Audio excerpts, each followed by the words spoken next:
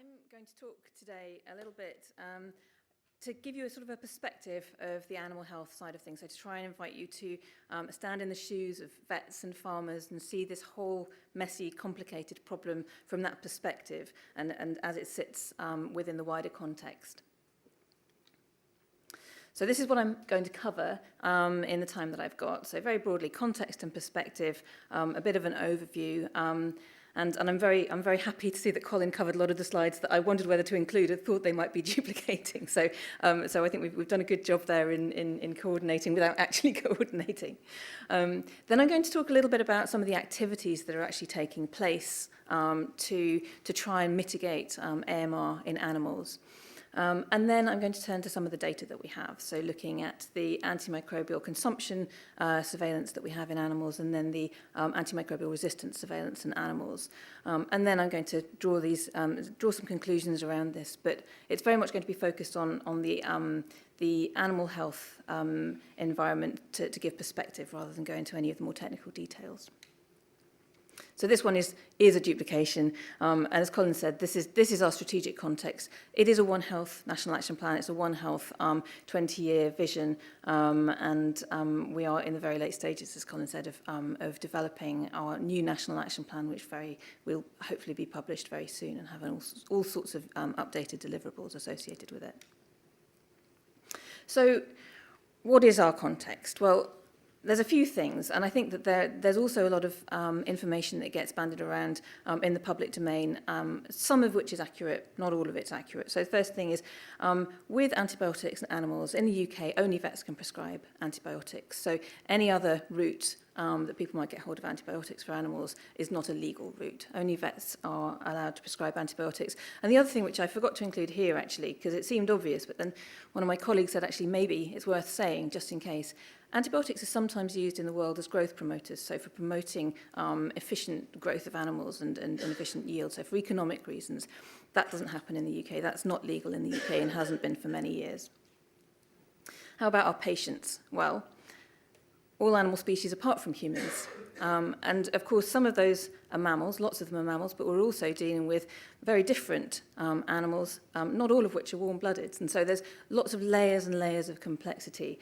But of course, the bacteria that you find in animals, many of them are the same as you find in humans. And so really, some people express surprise that the antibiotics we use in animals are so similar to the antibiotics that get used in humans, but actually it's really not that surprising when you think about this context.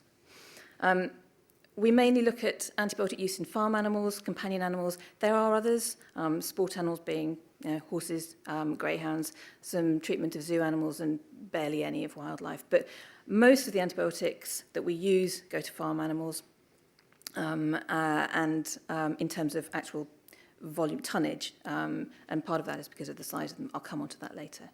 And so our primary goals, again, from a veterinary perspective, we want to keep antibiotics working in animals. So we have the same goal for animals as medics do for people.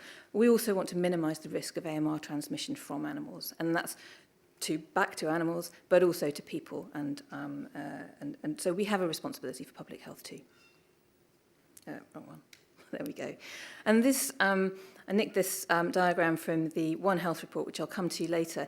And these green circles are really just to emphasize that point. This is the messy and complicated One Health environment that we work in. And the circles indicate the areas where we are looking to protect the efficacy of antimicrobials in our patients. And those circles will obviously be in different places for a doctor. But you can see as well that lots of those arrows go in both directions in most cases. And so really what this is saying is that pretty much everything outside of these arrows is a risk to animal health, just as lots of them are a risk to human health. But also use in people is a risk to animal health too, if you look at the transmission routes. So I'll move on to some of the things that we're actually doing. And we actually published a UK case study, which you'll find if you Google UK AMR case study, FAO, Food and Agriculture Organization of the UN. And we had a little bit of a look back at that because we wanted to look at the route that we'd taken and the behaviour change elements of it. And reset is, I'm no expert on this, but reset is one model that you can look at behaviour change through. And to understand that better, R is for rules and regulations, E for education, S for social pressure, E for economic incentives, and T for tools. And I'll take those one by one. So regulations and rules. We've got two things here. The first on the oh, you can see them. I'll use the pointer. On the top, you have farm assurance schemes. So things like, you've probably seen things like the red tractor mark on food that you've been buying in the supermarket. And this and the others here, these are farm assurance schemes that, to be members of, farmers need to comply with certain rules and regulations. Then it's not a legal regulation, but it's something that they need to do in order to get that badge. And so, for example, with Red Tractor and Quality Meat Scotland, there's a requirement for pig farmers to report their antibiotic usage data to a central hub, a data hub. Now, okay, that sounds great. Well, how much difference does that make? Well, if you consider that 95% of pig farmers are signed up to Red Tractor and almost 100 are signed up in Scotland, Quality Meat Scotland, you can see how actually that can make a real difference to how we're able to get data from people that we don't necessarily have any legal levers to require that data from. And then at the bottom, you can see the legislation, which is the updated veterinary medicines regulations. That covers lots and lots of things, but it's in the very late stages of being revised. It's been laid in Parliament and it's going through those stages. We're hoping that it will come into effect in the summer. That contains some new measures for antimicrobial resistance. I won't go into them here, very happy to talk to them in the margins, but this will help to support some of the responsible use that we've been seeing in recent years, and also try to bring some of, let's say, the late adopters more in line with the good work that others have been doing.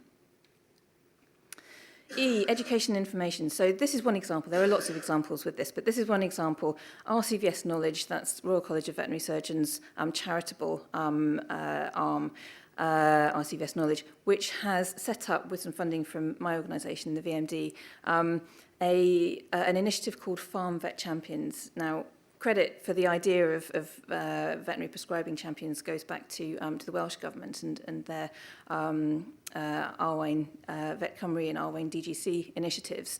But this essentially is a central hub of professional development training courses which focus on things like what's AMR, how do you go about practical infection prevention control and farm in different circumstances and different species and so on, and brings a community together. So that's one example of many, but it's something where we, if you remember, I said that the only prescribers of antibiotics in the UK to animals are vets. This targets directly that sort of gateway to antibiotic prescribing. Social pressure. Well, this is something that we have seen a lot in recent years. So I mentioned the electronic medicines book for pigs, the data hub that pig producers are reporting their data to. Well, it's not just something that they report data to that then gets fed up to us and we put it in a report. It's also data that gets reflected back to the pig farmer. And there's a benchmarking scheme where they can look at how much they're using compared with what other pig farms that have a similar size or a similar life stage of animals are using. So they can say, oh, actually, crikey, I'm using a lot more than other people in my situation are using. Maybe I need to look at this. This is a bit embarrassing. Or equally, it can show that actually what they're doing is really good compared with other people, so that they should carry on doing the really good things that they're doing. Economic incentives, and this is a tricky one actually, because this slide in fact makes it seem really simple. Stop using antibiotics and then you won't have to pay for the antibiotics. But it isn't as simple as that. And I think that the investment that's needed, we're talking about, I'm really focusing on farmers here. We're talking about farms that sometimes have very, very slim profit margins. And so things like investment in infrastructure that mean that you're more likely to be able to prevent disease happening in the first place, that can be a significant outlay. So for what economic benefit? And sometimes that's difficult to identify. I think that long term, this is taking responsible use steps on AMR is likely to be a sensible economic thing to do, even if it doesn't make farmers suddenly rich because of this. But I think that there is a wider point here that actually, when we're talking about economic incentives, we have to go back to things like those O'Neill projections, and what is the.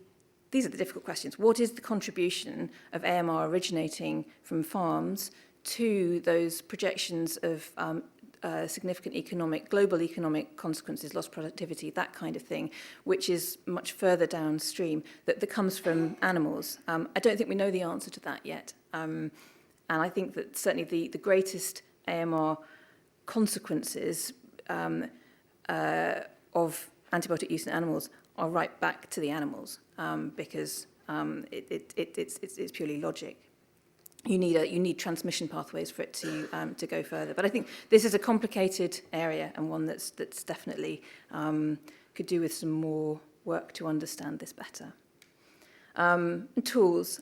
So in terms of tools, this actually goes back to the Farm Vet Champions initiative. There's a second phase of this, which has allowed the people who signed up to be Farm Vet Champions in their practices to set themselves SMART goals. And this could be anything like, engage with X number of farmers in the next quarter and review their antibiotic prescribing practices and see what intervention, that kind of thing. They can set the SMART goals, they can monitor the interventions, they can link up with people who are also setting their SMART goals, and have a sort of a community of support. So, that takes us through the reset idea. But in fact, taking a step even further back, there is a group called the Targets Task Force, which is set up, chaired by RUMA, which stands for the Responsible Use of Medicines in Animals.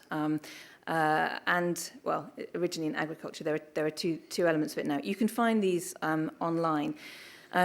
This is a sort of a voluntary industry initiative.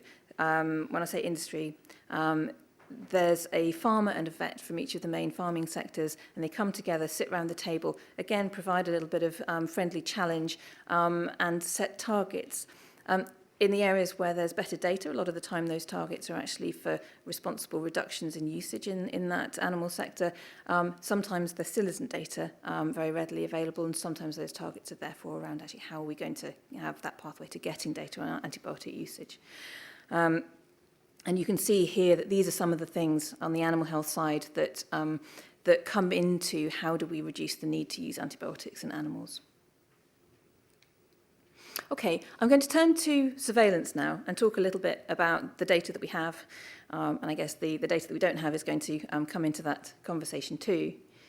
And this is a sort of a little family tree of what our surveillance looks like, that we bring together at the Veterinary Medicines Directorate. We bring together into an annual report. We don't do the surveillance ourselves, and there are too many people to credit for the hard work that goes into actually doing the surveillance here. But I'm going to talk you through the different programs. So on the left, with the red box here, you have the antibiotic consumption data, and that's split into sales and usage. And what we mean by that, sales reflects the antibiotics sold by pharmaceutical companies, and usage reflects either veterinary prescription data or on-farm medicines record data. So sales, that kind of pretty much 100% coverage from the pharmaceutical companies. This is our most complete data set on antimicrobial consumption, which is incredibly helpful, and it goes back many, many years, far beyond 2014 that you have here. And you can see that all of the things that I've been talking about with the activities that have been going on, and the target setting as well that's been going on the animal health side, has happened at the same time as you see this considerable reduction in antibiotic use. Some really large reductions in the early days. There's no coincidence that this happens around the time of the O'Neill report and the government support of that. But you can see that it's not just that it's reduced significantly, but it's also that the reductions have held. They've been sustained. I mean, that's no guarantee that they will be easy to maintain. And you can see that, the numbers are a bit unaligned, aren't they? But was it in 2018, 2019, they had a little bit of an uptick. But by and large, you can see there 59% reduction in antibiotic sales.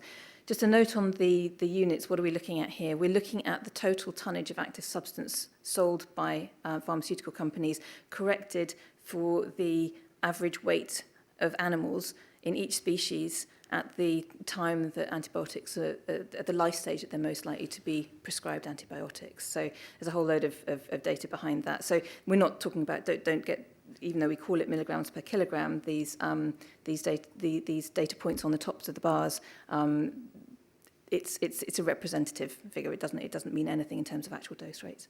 And at the bottom there you have the highest priority critically important antibiotics, which reflects the importance in humans of animals which are also, of antibiotics which are also used in animals. And you can see that the reduction there is 82% since 2014. So the reduction in those classes has been prioritised, and you can see that. Antibiotic use reporting, here you are, there you go. It's complex, and there's lots and lots of different sectors that we have to engage with.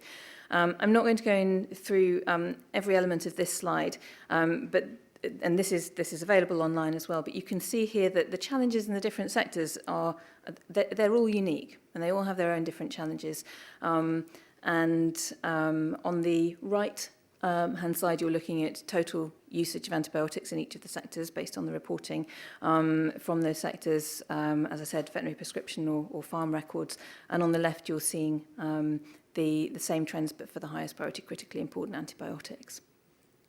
So again, happy to talk more about any of the details, but I won't dwell on that right now.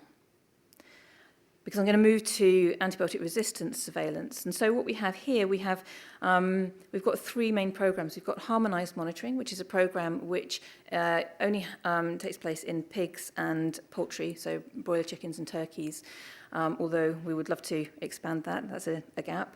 To other food-producing animals. We've got salmonella data from the National Salmonella Control Programme, which obviously has zoonosis as the main focus. And then we have our scanning surveillance, which is looking from kind of diagnostic samples that get submitted to government labs. So in a sense, you have on the harmonised monitoring side, you have samples taken from healthy animals. They're taken at the abattoir level, so healthy animals without recent treatment history. On the scanning surveillance, they're more veterinary patients that are diagnostic samples, and as I understand it, more similar to what there is on the human health side. But the scanning surveillance is very difficult for us to interpret in terms of trends, because it's just what comes in. So I'm going to focus now on the harmonised monitoring parameters, because the harmonised monitoring is set up so that the data that comes from it is representative of the whole country, so you can compare trends over years. And this top figure is a way of bringing together, it merges the species together, so it's looking at trends.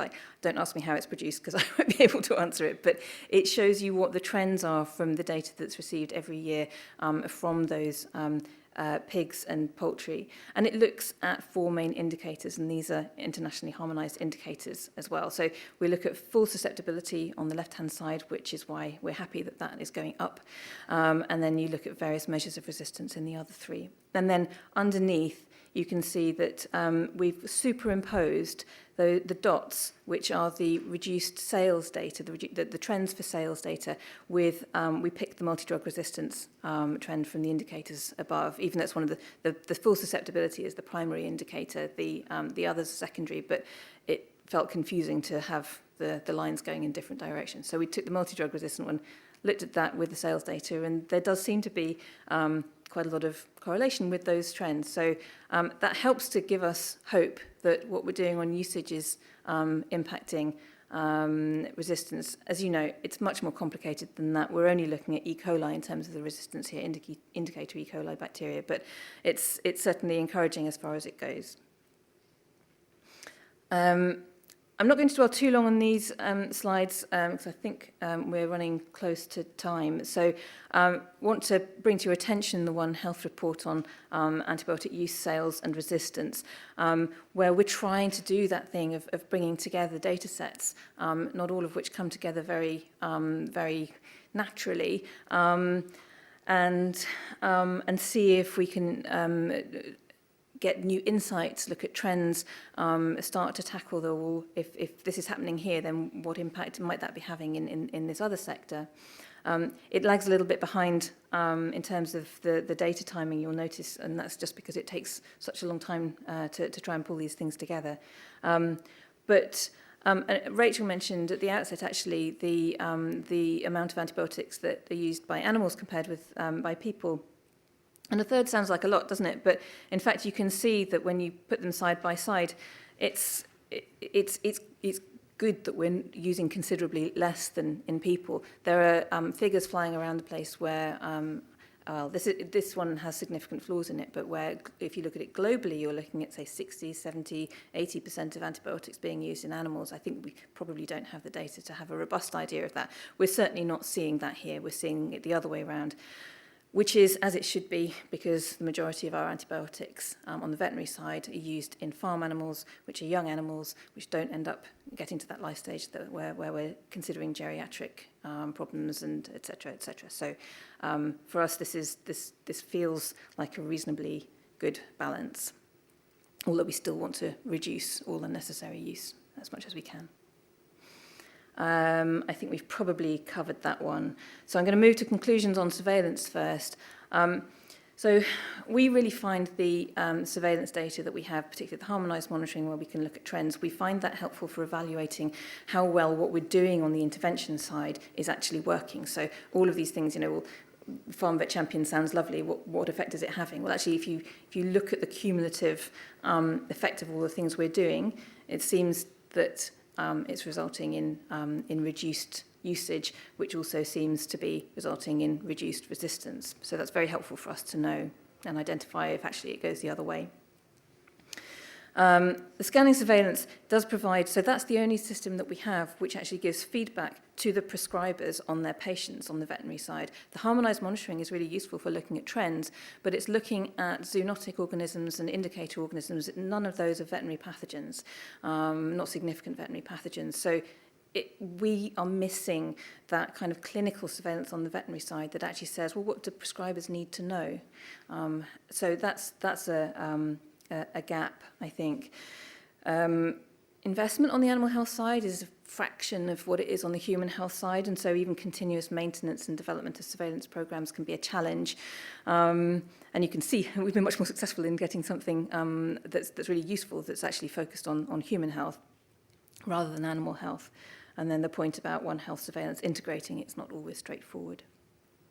So final slide then, overall conclusions, and you can see it's my sort of subheading there. This is my very, very potted national action plan. Reduce need, optimise use, reduce unnecessary exposure, invest in innovation. You can see from what I've said that actually it's really those first three that we're focusing on. Investment in innovation would be lovely, but there is so much that we need so much foundational stuff that we need to have better in place before that's really going to take off on the animal health side, I think. So we're really looking at maintaining the efficacy and availability of existing veterinary antibiotics. We have no expectation of any new antibiotics. So really it rests on stewardship. We have to look after the things that we have because we're not going to get any more. We need to maintain and develop surveillance of AMU and AMR in animals, as I've just been talking about. So that's our animal health focus. Then turning to One Health, we also need to mitigate the risk of AMR from animals to others.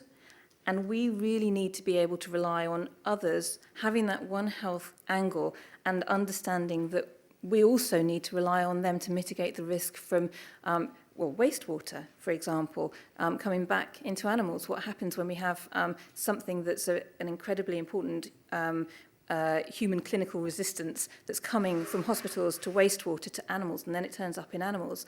Well, we need to prevent that. We need to do everything we can to prevent that happening, because then you may get amplification of that through normal responsible use, and then potentially feed back into the cycle. So that's the end of my presentation.